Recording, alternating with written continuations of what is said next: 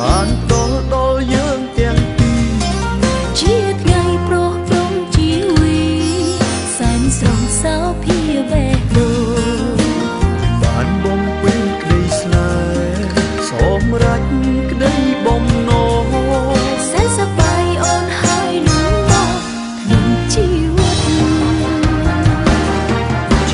ថ្ងៃអាពាហ៍ពិពាហ៍គេគ្រប់គ្នារីករាយជុំចិត្ត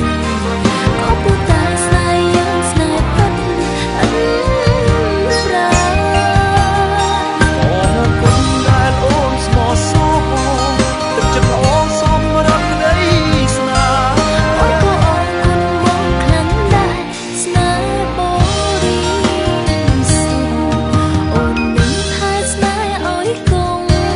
បងវិញស្រឡាញ់លួងលោមយើងទាំងពីរមានចិត្តស្មោះត្រង់ឬលងមរណា